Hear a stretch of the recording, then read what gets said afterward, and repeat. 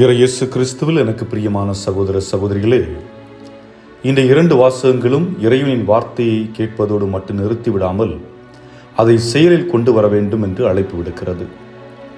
முதல் வாசகத்தில் ஆண்டவர் கூறுகிறார், உங்கள் பாவங்கள் கடும் சிவப்பாயிருக்கின்றன, எனினும் உறைந்த பனி போல் அவை வெண்மையாகும்.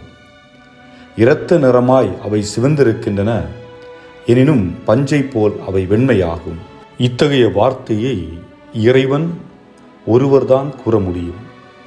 என் பாவம் எனக்கு வலியை கொடுக்கும், ஆனால் அது எனக்கு வலிக்கும் என்று உணர்பவர் இறைவன் ஒருவர் மட்டுமே. கடுஞ்சிகப்பு என்று சொல்லும் போதே கரைகளின் கலவை என்பதை உணர்ந்து கொள்ள முடிகிறது. அனைத்தையும் அறிந்தவர் கூறுகிறார், உன் பாவத்திலிருந்து வெளியே வா, உன் மூட நம்பிக்கையிலிருந்து வெளியே வா. இந்த சமூகம் நீ எதிர்பார்ப்பதை அனைத்தையும் கொடுக்கும் என்ற அவநம்பிக்கையிலிருந்து வெளியே வா.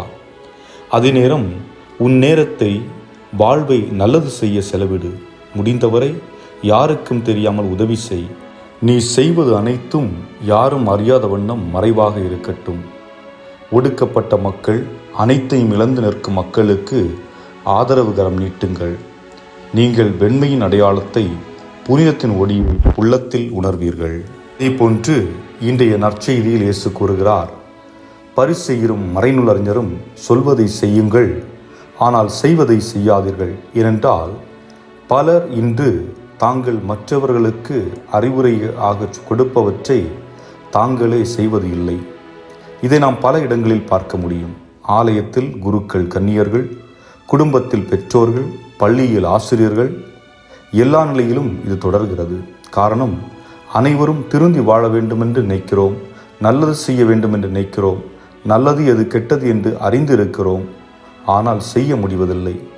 நல்லது எது என்பதை மக்களுக்கு சொல்கிறோம், நல்லது எது என்பதை பிள்ளைகளுக்கு சொல்லுகிறோம், நல்லது எது என்பதை மாணவர்களுக்கு சொல்லுகிறோம், ஆனால் வாழ்வது சற்று கடினமாக தான் இருக்கிறது. காரணம், நல்ல செயல்கள் பல நேரங்களில் நமது ஆசைகளுக்கும் உலக இன்பத்திற்கும் எதிரானவை.